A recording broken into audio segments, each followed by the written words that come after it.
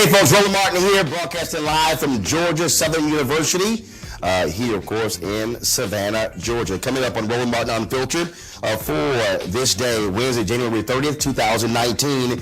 More details in the attack on Empire actor Jussie Smollett. We'll have the latest on that particular case. Also, Atlanta police chase a suspected robber, cornered him in a closet, shot him to death. The NAACP, they have lots of questions as to what took place. The head of the Atlanta NAACP will join us right here on the show.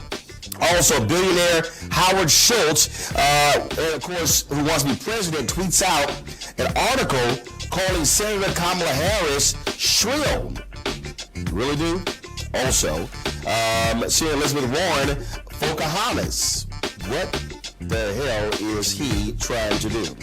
Also, folks, MSNBC's Craig Melvin calls BS on Franklin Graham, saying Donald Trump doesn't lie. Folks, wait until you hear what Graham had to say. Really, dude? Donald Trump doesn't lie? Come on. Also, two reporters found that 8 states with schools named after avowed segregationists and white supremacists, folks. Some with majority black students. The reporters join us live to break this all down. Also, we got a true life Queen Sugar story, a black family in Louisiana fighting to save their livelihood. Also, we have a second day of tributes for the late James Ingram. We are going to be joined by some heavyweights, including Eddie Levert, Johnny Gill, Howard Hewitt, Terry Ellis, and Joe Albright. Folks, we have a jam-packed show. It's time to bring the funk on Roland Martin Unfiltered. Let's go. Whatever the biz, he's on it. Whatever it is, he's got the scoop, the fact, the fine. And when it breaks, he's right on time and it's rolling. Best believe he's knowing. Putting it down from sports to news to politics. With entertainment just for kicks, he's rolling. It's on go, y'all. It's Roland Martin, yeah. Rolling with Roland now. He's funk, he's fresh, he's real, the best, you know he's Roland Martin now.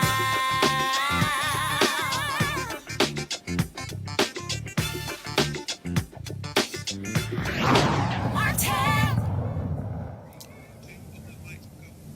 All right, folks, we're getting more details on the racist and homophobic attack against Empire actor Jussie Smollett. The Hollywood Reporter, of course, they reported that Smollett told them that his attackers made "Make America Great Again" comments. And so Chicago police confirm that particular report from the Hollywood Reporter. Also, we know that the chemical poured on Jussie Smollett was bleach.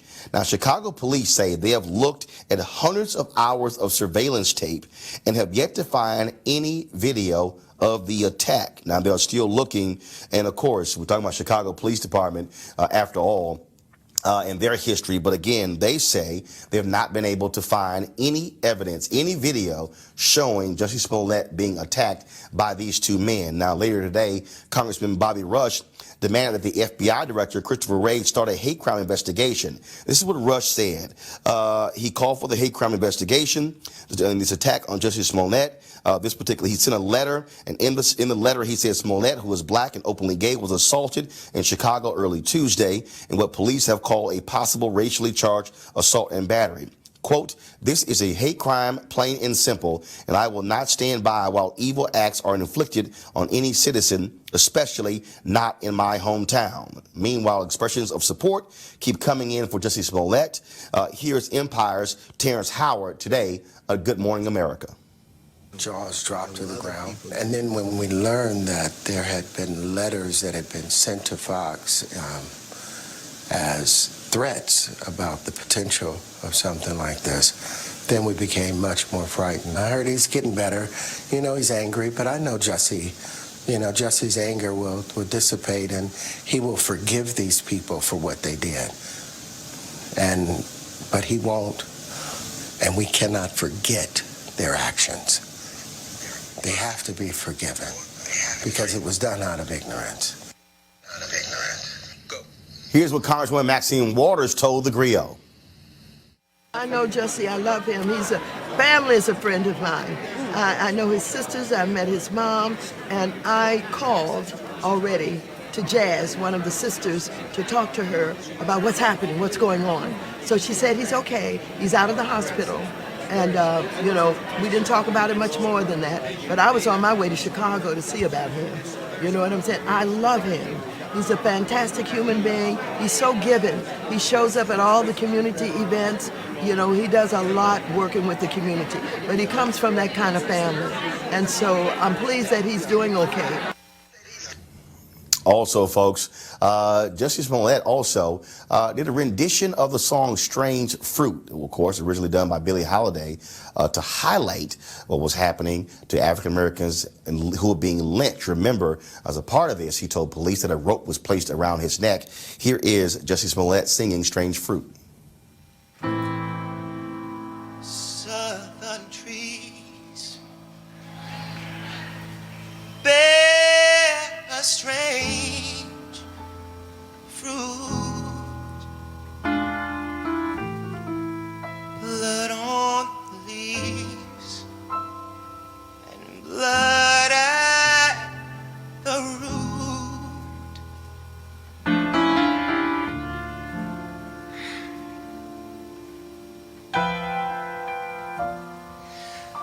Black bodies swinging in the southern breeze,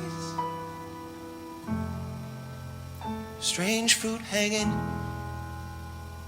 from the poplar trees. All right, folks, I want to bring in my panel now. Cleo Monago, of course, social political analyst and activist. Also, Dr. Julian Malveaux, economist and president emerita of Bennett College. And Malik Abdul, Republican communications consultant. Cleo, I want to start with you. There are a lot of folks who are already starting to say, oh, this could be fake. This could not be real. Chicago police are saying they looked at hundreds of hours of video. They don't see any sort of thing on here showing he was attacked. And so to folks to begin to call into question the credibility of Jussie Smollett, I've had folks hitting me on social media saying, oh, we've seen this before. Don't get too far ahead of yourselves. This could be fake. Oh, please. I doubt very seriously if Mr. Smollett would invent something like this. I mean, usually people who are hateful and insecure and who have some type of hidden agenda does things like this. But I've been in his presence. We never really met officially. We both were at an awards ceremony last year that we both won awards at.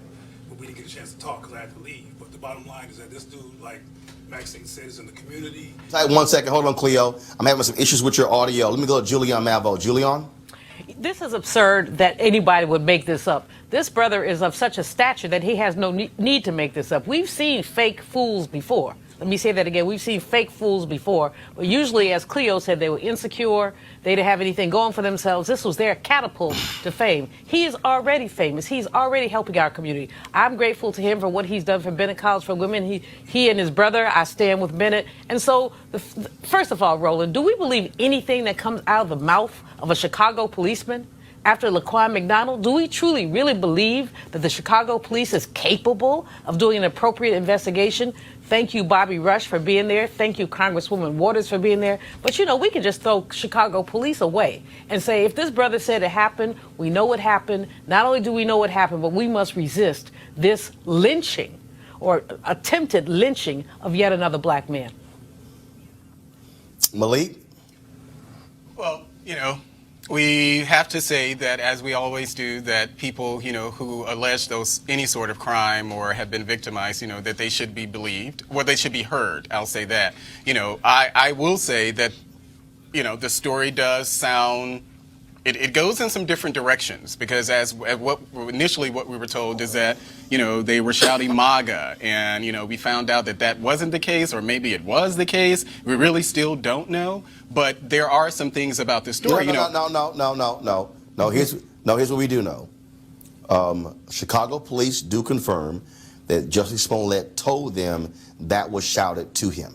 Go ahead. Yeah, well, there was some debate about whether or not that was true. So, you know, they said that they were shouted at him. It's fine, but I think we do have to be careful, at least in this sense, because it does sound a bit suspect. You know, in the sense that, how does it sound suspect? Well, it sounds suspect because we have a guy. He was attacked. They don't have any footage of the attack. I think. Have any footage of Laquan McDonald? Well, I'm sure they do.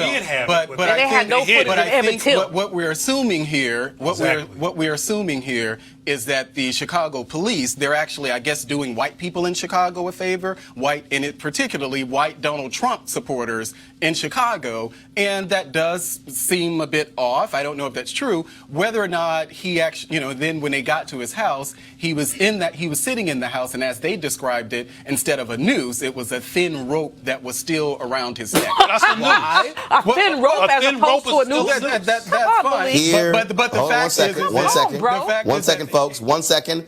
1 second. 1 second. I'm reading from the Associated Press story.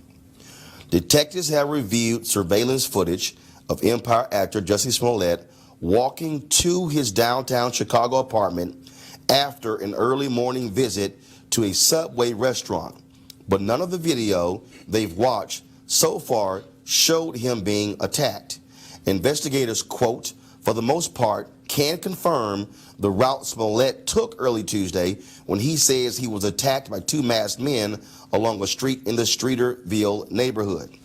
However, there are gaps, and none of the footage police have reviewed shows an attack, he said, noting that the review is ongoing. Cleo. Well, now that you can hear me and Malik has spoken, I'm provoked to say that I really don't believe that Mr. Smollett would create a story. He has no need. He already has a profile, as Dr. Malvo said. He's not one of these insecure basket cases who's desperate for attention. You can't get any more attention than he has from a legitimate context by being part of a well-watched show. And why would somebody pour bleach on themselves and create a fake narrative like this? As I mentioned before, I have witnessed this dude, and he is a part of our community. He is involved in the community, as Maxine Waters said. He and I both shared the stage to get an award last year, and we didn't get a chance to talk much, but I was able to be around his vibe, and I know the kind of work he's done in our community, and I doubt very seriously but somebody like him with his character and his job would make up something like this. And also, as you said, Chicago cannot be trusted.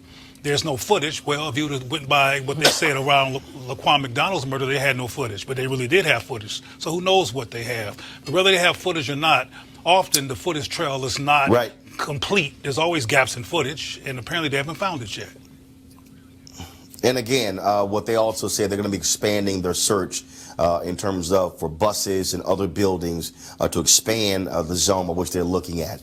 Let's go to our next story, folks, and that is the Super Bowl is in Atlanta this weekend, but the game will be played against the all too frequent backdrop of another problematic police shooting of an apparently unarmed black man in a closet. The NAACP is investigating, and Richard Rose, who is the NAACP president in Atlanta, joins us right now with details. Richard, how you doing? Hello, how are you today? So explain this. First of all, we know one of the reasons why Colin Kaepernick was kneeling and protesting, dealing with police brutality. What's up with this case in Atlanta? Chasing down a black man, shooting and killing him in a closet? Yes, I spoke with the chief of police, who has not provided any details, but the details we've been able to gather indicate that first it was a suspicious arrest. There was an issue over a cell phone, a disagreement. So in response to that, a criminal warrant was issued, and the police apparently descended upon an apartment complex in full military weaponry.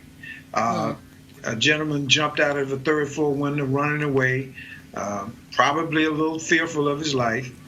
They cornered him in a closet of a neighbor's house, and according to witnesses, he came out hands up but was shot in the face by a police officer of Asian descent who reported has had some other issues of violence against black and brown suspects and the community. So at first, I think the policeman was returned to duty, but after some outcry, including from the district attorney in Fulton County, which is Atlanta, he was relieved of duty, and the investigation is ongoing. And so, obviously, this is unfortunately another case of a black man being shot and killed here. What are the next steps for you and the NAACP? Well, we will continue to monitor the case. I've had a couple of conversations with the police chief that have been less than forthcoming, but we will follow the information as much as we can. There's been, reports that there were several officers were involved. This particular officer was the only one to discharge a firearm. The other officers had tasers, but this officer used a deadly force that resulted in the loss of life of a 21-year-old black man. Even disagreement over cell phones should not be a death penalty. All right, Richard Rose, Atlanta NAACP. We certainly appreciate it. Thank you so very much for joining us. You were quite welcome. Always glad to be here. All right, thanks a lot. All right, folks, I've always said continuously that white evangelicals continue to give Donald Trump the kind of passes that are absolutely astounding. Well, Reverend Franklin Graham continues to be an embarrassment for the entire Graham family. This is the man who constantly questioned the faith of President Barack Obama, but has nothing but just covers up for a guy who cheated on his wife multiple times. So earlier, Franklin Graham was on MSNBC with Craig Melvin, and he was asked about Trump lying. Listen to this.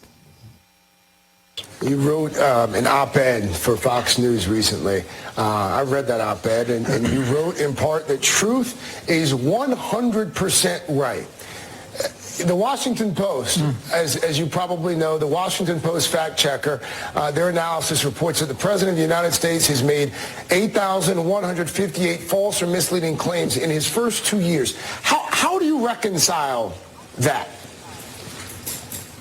Well, I don't know how to reconcile that, because I don't know. You have a fact checker for the president, but I don't know if you have a fact checker for the media at the same time. Pastor Graham, Pastor Graham, you and I both know that this president has said things over and over that aren't true. No, I don't know that. Malik, this is a perfect example of Franklin Graham being a joke. I would not follow Reverend Franklin Graham into a bathroom at an airport if he pointed the way. I mean, if you can't even own up to the constant lying by Donald Trump, go sit the hell down. Well, you know, throwing out the 8,000 lies, throwing out the 8,000 lies and things like that, people generally will kind of tune that out. But I think, you know, from my perspective, when I hear people talk about the lies or whatever, or even as you started the segment asking about this notion about white evangelicals supporting Donald Trump, I don't think white evangelicals are any different from black evangelicals when it comes to supporting a politician. Yes, they are. No, No, yes, they are. I don't think so. Roland, he's stuttering No, again. yes, they are. Here's the problem. Really? So the black evangelicals were really against Bill Clinton? Black evangelical. No, hold up. Hold up. Black evangelicals will sit here and say, Bill Clinton, if you lying, you lying. Donald Trump's white evangelicals will say, oh, he's not lying. He's speaking for Jesus. Well, Roland, he has his own say truth. that because I know white evangelicals who actually holds Donald Trump accountable. And he has his own truth. That there are white evangelicals out there who will not. Of course they're out you know, there. But let's that's look not. at how I don't think that constitutes all of white evangelicals. Let's look at how far our country has gone, Roland. If you remember 1976, of course, some of y'all weren't here, but whatever. Jimmy Carter said he lusted in his heart. Lusted in his heart in Playboy magazine, an interview, and this blew up. What was he? What kind of sinner was he? Now you got somebody who not only lusts in their heart, but lusts with their hands. I call him GG. Either orange orangutan or the genital grabber. Oh my gosh. One of the two. But you sit here, you stuttering just like Franklin Graham. And the fact of the matter is, we know that this man is not only a liar, but a proven liar. And there are some people who are so-called evangelicals who say they love the Lord, but they don't love the truth. Well, that's I don't think evangelical Christians or whatever you want to call it. Cleo, this is what bothers me the most when I got to deal with Franklin Graham. He won't even own up to just what is undeniable. This is very simple. White evangelicals, all they care about Trump, he is delivering us a conservative Supreme Court. That's all they care about. Well, Roland, you have featured the voices of a few of these insane, schizophrenic white supremacists on your show, and this is just another one. They are resistance to anything that's rational because they want power.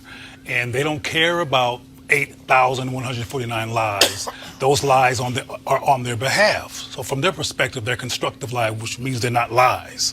They're important things that you do to deflect power from going elsewhere.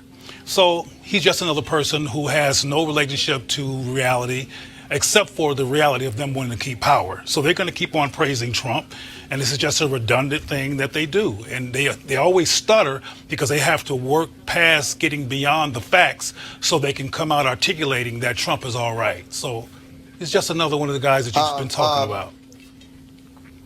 Malik, final comment. Again, this is where I cannot even deal with Franklin Graham. The fact that the man can't even acknowledge what is undeniable. He won't even say anything that is remotely negative about Donald Trump. He excuses whatever he does. That's why, from this point forth, I don't want to hear Franklin Graham ever talk about morality, character, or values, because he, frankly, has he basically has given up any moral authority whatsoever. Franklin Graham, Franklin Graham can speak for himself. I personally am someone who can criticize Donald Trump. I get why Franklin Graham feels like he's in a position where he can't, but I want to reiterate that I don't think that this is a white thing. I don't think this is a race thing at all. It's not even really a people thing. It's kind of like that's what Christians do too. So it's not as it's a thing that Christians do. They defend each other. They defend each other at all costs. And again, I go back to what we're talking about with the black pastors. Well, black evangelicals, I'm sorry, not black pastors. Do not defend each other at all costs. But yes, they do. This is very simple. I said, one second. I said there was going to be the final comment there. Bottom line is, we can't say white conservative evangelicals because they are the ones who are largely supporting Donald Trump, and they will give him all kinds of runway to lie and make stuff up because all they care about is a conservative federal bench. That's all they care about. There you have it. Gotta go to a break. We'll be back on Roland Martin Unfiltered.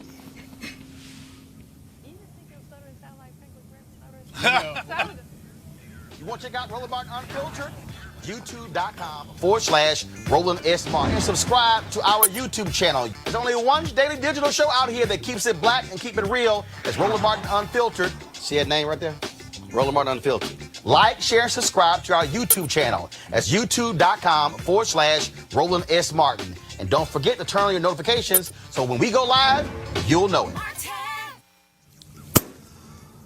All right, everybody out here in 2019 trying to get healthy and get well and get fit. And so people are trying all kinds of different diets and different things along those lines. Well, what about the D-Herbs Full Body Cleanse? They're one of the partners here for Roland Martin Unfiltered. As I told you, I did the 20-day D-Herbs Cleanse, lost 18 pounds, eating just raw vegetables and fruits and nuts, things along those lines. No fried foods, no processed foods, no red meat, no dairy, all that stuff. You can't do by doing the cleanse. It is about providing you more energy, taking the toxic stuff out of your body, and actually being able to clean you out and to start you fresh and anew. If you want to try the D-Herbs cleanse, we ask you to go to dherbs.com, and use the promo code Roland. You can also call 1-866-4-D-Herbs, 1-866-4-D-HERBS for you to try the D-Herbs cleanse. They have 27 different cleanses, and so you have an opportunity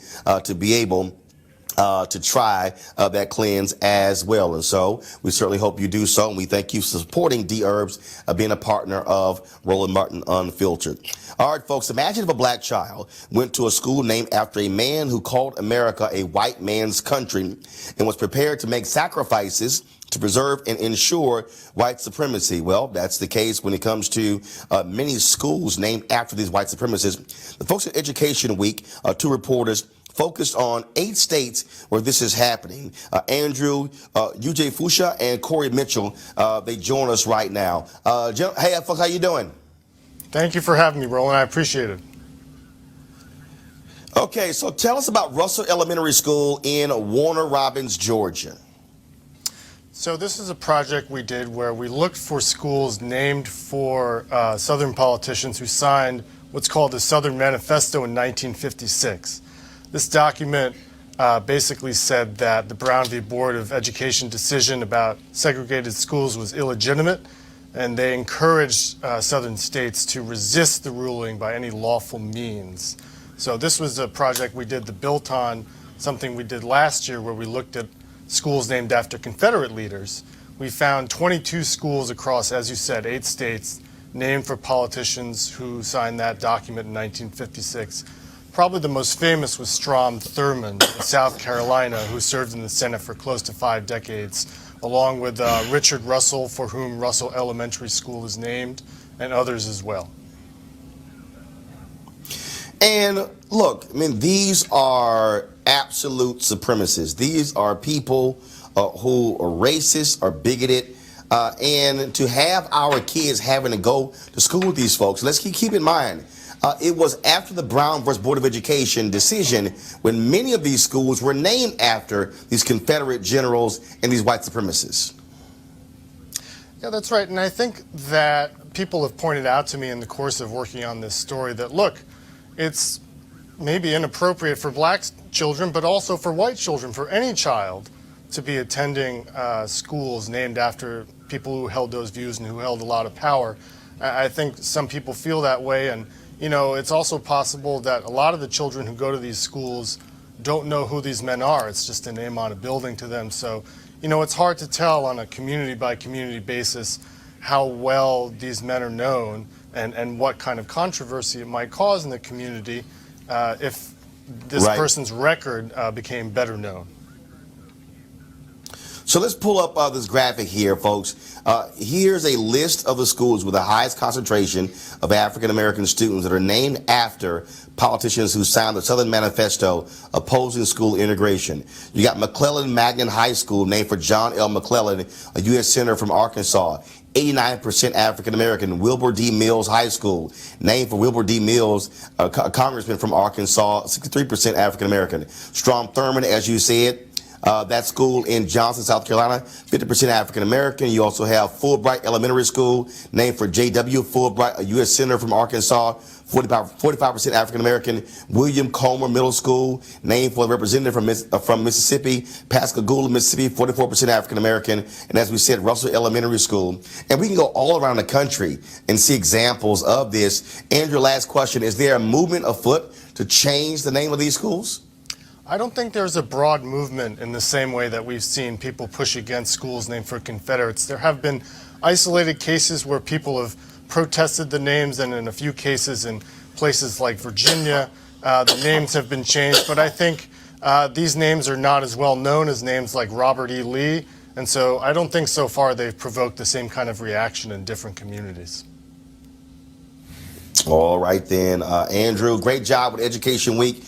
Thank you for enlightening folks about this. Thank you for having me. I appreciate it. I want to go to our panel here. Cleo, I want to start with you. We always talk about, the targeting of black people and the psyche of black people.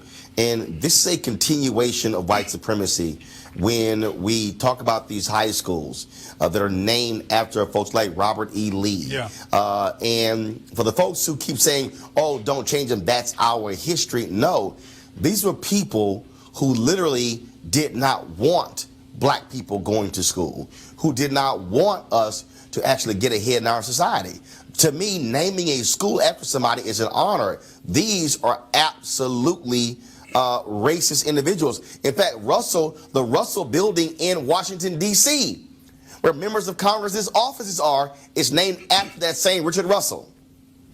And there's also honors like the Rhodes Scholar. You ever heard of Cecil Rhodes, who was a racist white supremacist? And Rhodes Scholars are considered highly developed academics. So the trauma of white supremacy and its normalization in the midst of our lives is a norm, and it does have a discerning impact on the self-concept of black people.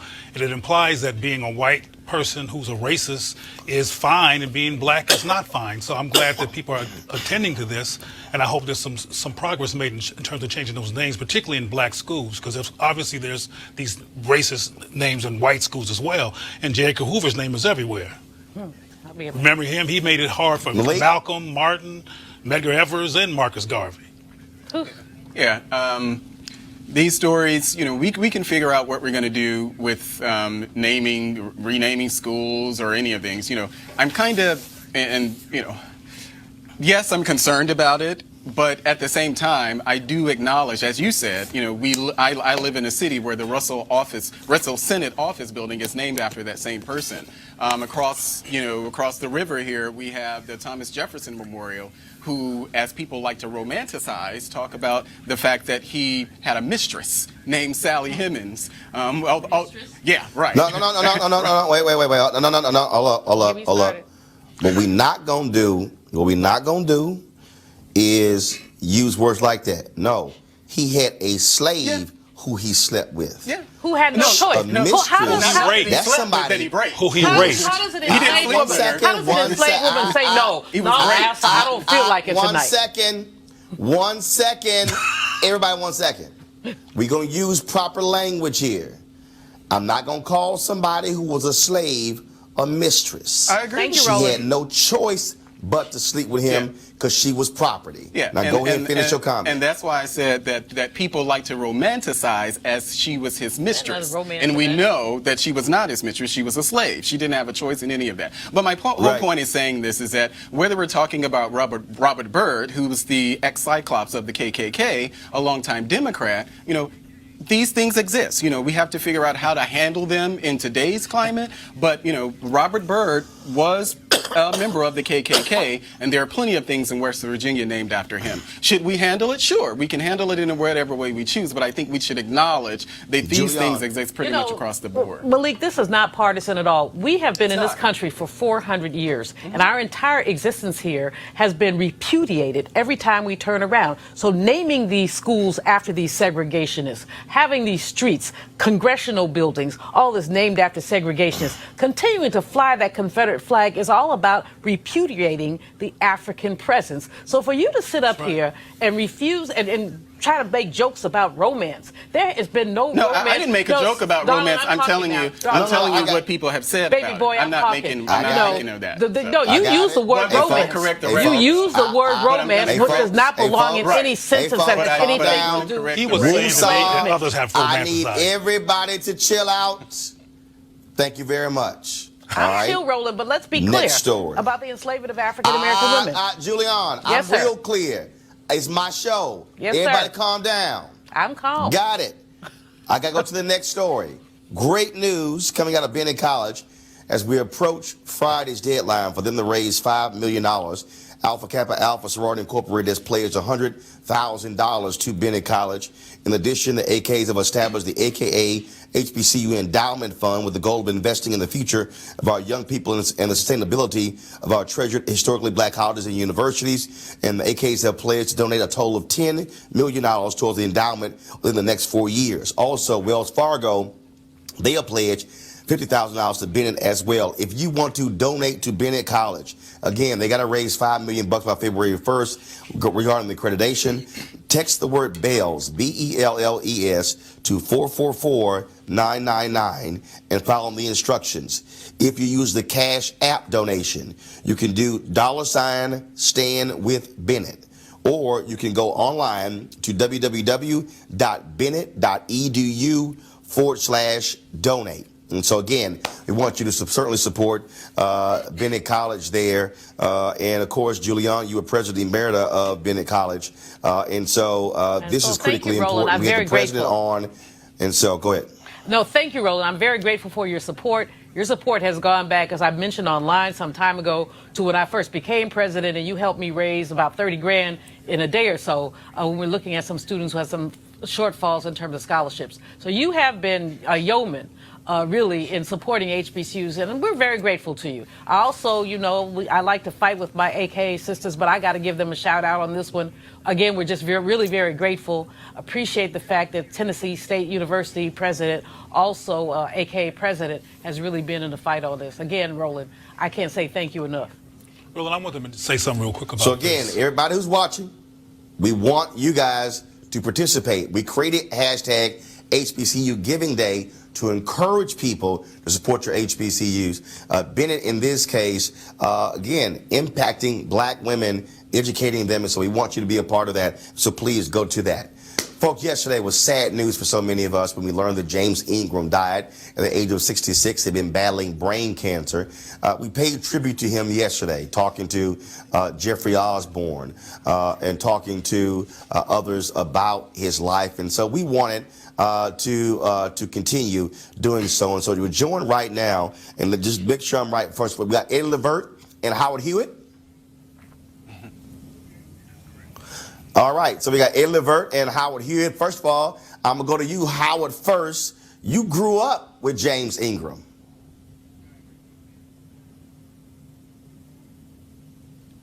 Okay, I can't hear Howard, guys. Is he there? I'm here. Okay, Howard. All right, so Howard, I'm here. you've known James for a long time.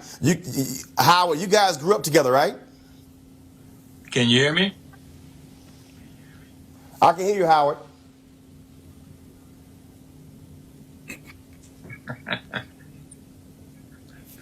Okay, guys, tell me what's going on the audio-wise. Howard Hewitt, can you hear me? Okay, Eddie Levert, can you hear me? Yes, sir. Hey.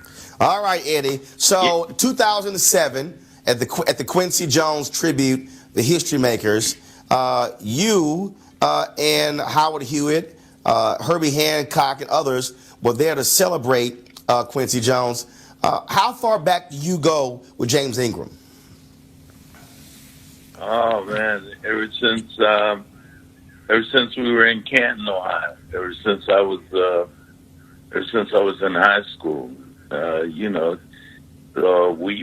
was right down the road in a place called Akron, Ohio, and him and Howard, and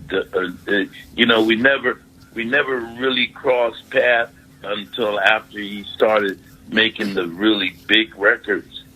And every time that I would run into James, he knew the Bible like almost like backwards and forward, man. He'd have you mesmerized by just knowing the verses and knowing who was whose son and who was whose daughter and who was who. He could tell you all of this, and he would have you mesmerized just talking to him about that. It was whenever I was with James, it was very spiritual.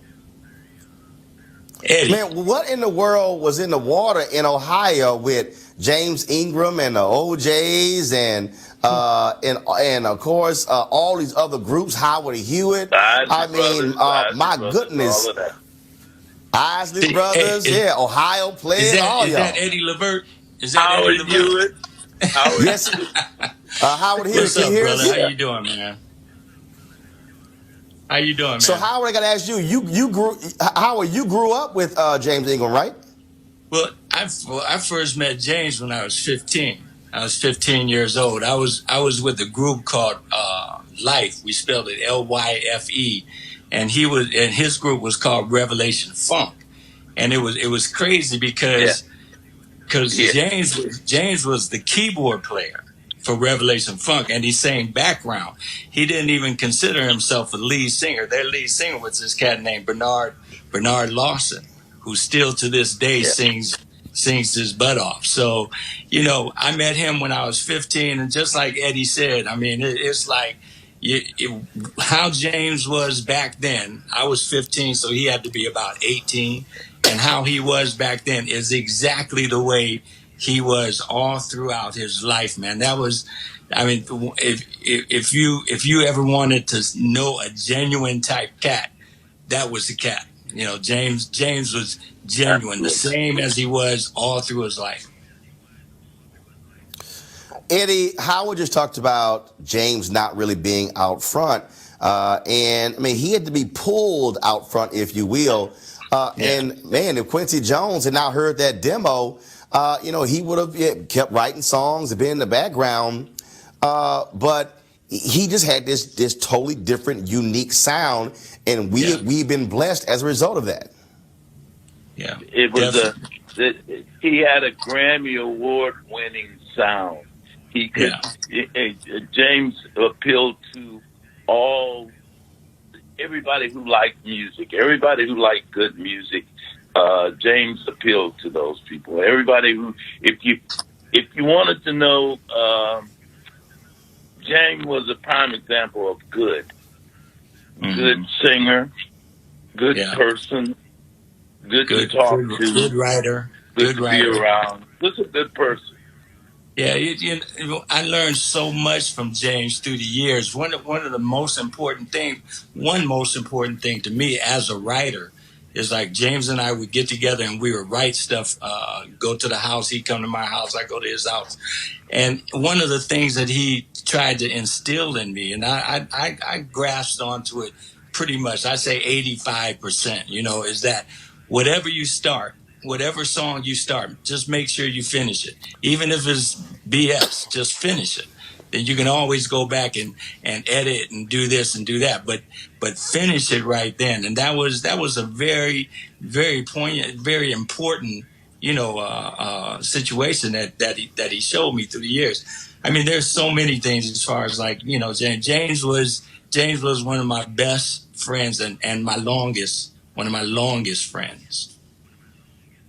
Well, we certainly wanted to give him a proper tribute. I know mainstream media wouldn't have spent much time. We, of course, paid tribute to him yesterday with Jeffrey Osborne, and so we wanted to reach out to you guys. And so, Howard Hewitt, thank you so very much for having you here. Of course, always Eddie Levert. Glad to have you on when you're not butt dialing me. I knew you was going to buff me out, man. Howard, this is a true story. Howard, this is true. At least once every 3 months, Eddie Levert butt dials me. I don't know why. I don't know if he got a butt dial setting on his phone, but if he does, my number is programmed into it. I have big hands, and when I put my hands on the phone, it just seems like it goes to him, and you are the man of choice. Call Roland, and every time I see it, I said, now see, here, look at this. He think I really like him. So Roland, you know the first time I met you, Roland, you were in a full court jester outfit. Well, you know, I'm going to be clean now. Let's be clear. Let's be clear. I will be clean. You what? But, you know, you can call it that. I was like, hold up. Said, Hey, Levert, I got video of you in a lime green suit on stage. You should be talking about clothes right absolutely. now. I gotta go. But remember, key word there now. Key word on lime stage. green and yellow. You would never get me in a lime green off the stage. What is real? Lime green and yellow. If man. you ain't got this, if you don't have a swagger to wear it. Back in the day, man. That was the thing back even with James. Let me tell you something, Roland. Now, those suits right there, back in the day when we had no money, the guy, if we bought a lime green suit like that, and the guy had no money, and he wanted to go out, he'd wear the uniform. You wear the uniform. Am I lying, Howard? You ain't lying. That's for real. Man, I designed an outfit one time. Once it was done, I didn't even know how to get into it myself because it was straps were going this way, straps going that way. You know, James came from the same thing. Revelation Funk. We used to see Revelation Funk and the Ohio players, a battle of the bands up against each other in my high school gymnasium. Yeah. Ohio was an amazing place to grow up and to do music. It was amazing, amazing place. Yeah. So, gentlemen, I appreciate you joining us for this tribute. I appreciate both of you joining us for this tribute to James Ingram. Yes. Oh, gotcha. Well, yeah, because it's too damn cold. That's why you had to get out of there. Y'all saying to get away from the cold. Hey, how are you, Hey, Levert? I appreciate it. Thanks a lot. Appreciate you. I appreciate it. Thanks a lot. I'll hit you later on, Eddie. All right, take care, man. All right, gentlemen. Thanks a lot. I appreciate it. All right, folks. We about to bring up now, is it Gerald Albright? We got Gerald Albright, Johnny Gill, Terry Ellis. So y'all tell me who's next.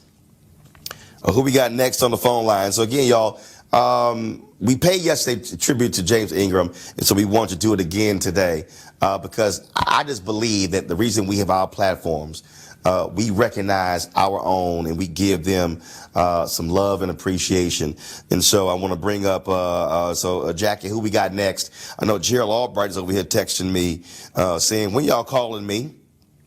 Johnny Gill is doing the same thing, hitting me up. So y'all tell me who's next so I can know who's next. Let's see here. So I'm waiting on my next call here. Any memories from my panelists, Malik, Julian, or Cleo about James Ingram? I have a short story. There's a guy named Seth Riggs, who you may or may not have heard of, but he's the vocal coach for the Stars. He was the vocal coach for Al Jarreau, for Jeffrey Osborne, and for James Ingram, among others. And I was at a workshop that Seth Riggs gave at UCLA, and we were talking about the business. And to make a long story short, I was talking about what you might imagine I was talking about, which was racism in the music business and how problematic that was. And I gave kind of a short dissertation on my concerns. And at the end of the workshop, James Ingram called me over, and he put his arm around my shoulder. He said, "You a smart brother, huh?" And I said, well, I guess. I don't know. He said, "Well, I really appreciate what you said, and I want to hear more, and we should hang sometime." We never did hang after that. But that was my moment with James Ingram, and he was definitely about his people. And I haven't heard that much comment about that, but he was really involved with the black community and a person who was what they call a so-called race man, somebody who was about the progress and the uplifting of black people, and he made that clear to me during our interaction. And you know, the fact that he was, that Roland, the importance of your platform here is that this is somebody who would not be lifted up were it not for this kind of time. And the fact is that he was a race man. We've forgotten what race people are. I mean, there were black people. They were not racist. They were racial. They put our people first. Yep. And when I look at Eddie Levert and Howard Hewitt and the others that you're going to bring on, many of them are race people as well. But we don't lift that up enough. And we really do need to understand that no matter what else is going on in your life, your career, your space, that you need to be real black for me. There's a song, I think, Roberta Flack and Donny Hathaway. Beautiful. Be That's real right. black for me. And that's all you got to do. And I see Malik wearing his dashiki, being real black today on Roland Martin Unfiltered. He I want to bring up my man, my alpha brother. I want to bring up my frat brother, saxophonist Gerald Albright. Hey, Gerald. Hey, Roland, how you doing? Hello, everybody. Hello, Gerald. Hey. Doing great, man. Hate to call you under these circumstances, but we're celebrating the life and legacy of James Ingram. Just share your thoughts about your longtime friend. Well, I truly missed him when I got the news yesterday. It was a blow, a big blow for me, and actually a double blow for the family, because I also found out that he lost his brother David only a month ago, and so the family is definitely suffering. But in terms of James, just one of the finest vocalists that I've had a chance to know. There's not a purer voice like him. He was just so very, very talented, and I haven't seen him in years because I moved to Denver, Colorado in 2005. But when I lived in LA as a sideman, I got a chance to be on some television shows with him and award shows and things, and my mouth would drop every time he opened his mouth to sing. Man, he was just incredible. A great family man, just a great person, man. I'm glad to have known him. All right, then. Well, I definitely wanted to get you on the show to share your thoughts about James Ingram. And your favorite James Ingram song, last question, your favorite song from James Ingram? Now, Roland, that's the hardest question of the day right now. It's too many hits. But if I had to narrow it down, I would probably say Just Once. Just Once was probably number one. But, then there's 100 Ways, too, and I Don't Have a Heart. I mean, it's hard to narrow it down. But what's real interesting is I was on social media yesterday, and I ran across some footage of Brian McKnight doing a tribute to him from his home, and he was just singing some of his hits, James Ingram's hits, and giving some thoughts about James, and it just really took me back to those memories of when I first heard those tunes, man, and like I said, just too many hits, and just a fine musician as well, great keyboardist. He will be truly missed. All right, Gerald Albright. We surely appreciate it, man. Thank you so very much. And folks, be sure to get Gerald's CD 30, celebrating his 30 years in music. Thanks a lot, Frat. My pleasure, Frat. All the best. Bye-bye. All right, then. And folks, real quick, we're going to pull up Terry Ellis of En Vogue. Going to get her on the phone real quick. Malik, your favorite James Ingram song? I Don't Have the Heart. I don't, and I will admit that I don't. He's probably a bit, before my time a bit, and I know that my mom was a big fan of James Ingram. But I think, man, probably, you know what? Hold on, stop. You know what? Can all these people stop with this stuff about before my time? Look. Classic music, there is no such thing as before my time. So, for instance, I was 4 in 1972, but I definitely can jam the Philadelphia sound or the Motown sound. I listen to blues, all that sort of stuff. So, all that before my time, man, that don't even exist. But Roland, music. you came from a period of real music. See, he's closer to the period of fake music. So he don't really know nothing about this real music. But speaking of James Ingram, I'm a funketeer, so I from like Mississippi. Yeah, but they have fake music in Mississippi too. Yeah. And let me be nice to Malik. He has on a dashiki, bless his heart. But anyway, I like music. Speaking of James Ingram, I like. Hold on, one second. Okay. 1 second. Speaking of real music, I got to go with my girl from H-Town, Terry Ellis of En Vogue. Hey, Terry. Hey! I'm hearing this conversation. Hey, darling. Well, always good to have you. I don't have... Yeah, that was Malik. He know that. I'm in class.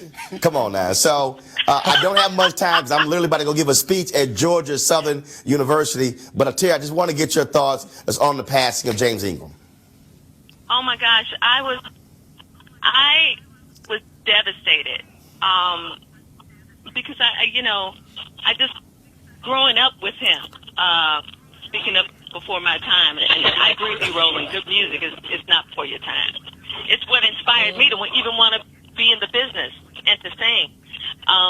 In 1983, I was doing How Do You Keep the Music Playing with Ricky LaFontaine at Prairie View A&M University.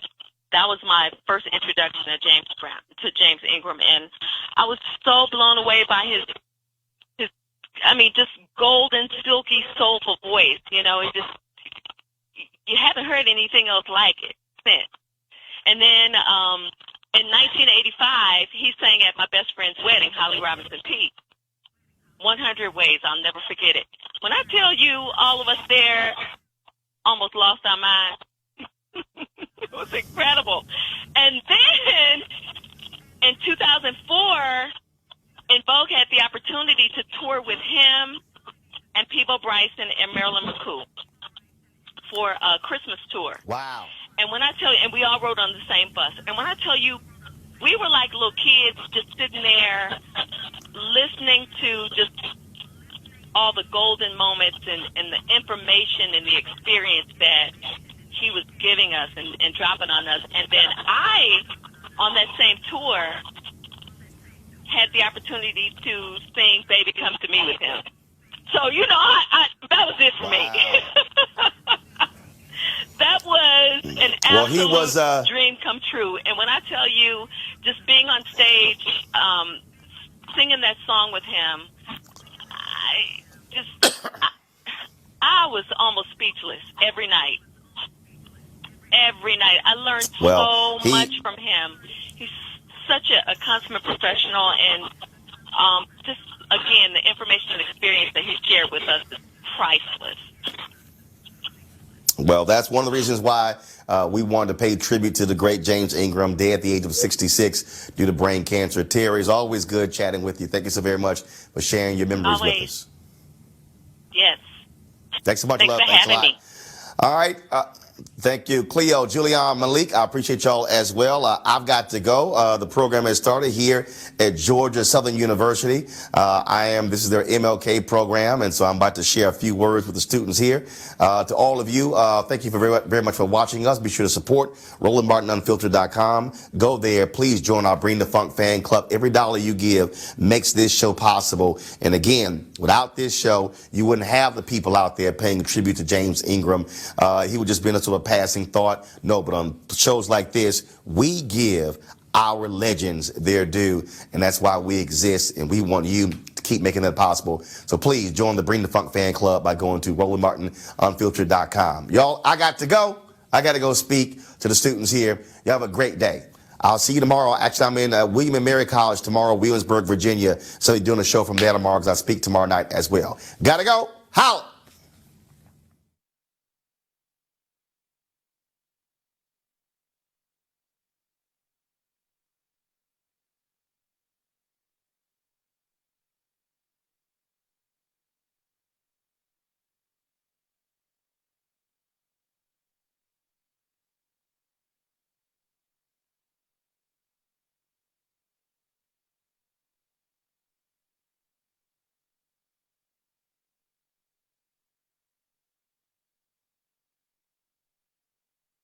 Hey fam, want to check out Roland Martin Unfiltered, the blackest show on all of digital, cable, and broadcast. Check out our audio podcast. There's only one daily digital show out here that keeps it black and keep it real. It's Roland Martin Unfiltered. Press play. You want to support Roland Martin Unfiltered? Be sure to join our Bring the Funk fan club. Every dollar that you give to us supports our daily digital show. There's only one daily digital show out here that keeps it black and keep it real. It's Roland Martin Unfiltered. Support the Roland Martin Unfiltered daily digital show by going to RolandMartinUnfiltered.com. Our goal is to get 20,000 of our fans contributing $50 each for the whole year. You can make this possible. RolandMartinUnfiltered.com. You want to check out Roland Martin Unfiltered? YouTube.com/Roland S. Martin. And subscribe to our YouTube channel. There's only one daily digital show out here that keeps it black and keep it real. It's Roland Martin Unfiltered. See that name right there? Roland Martin Unfiltered. Like, share, and subscribe to our YouTube channel. That's youtube.com/Roland S. Martin. And don't forget to turn on your notifications so when we go live, you'll know it.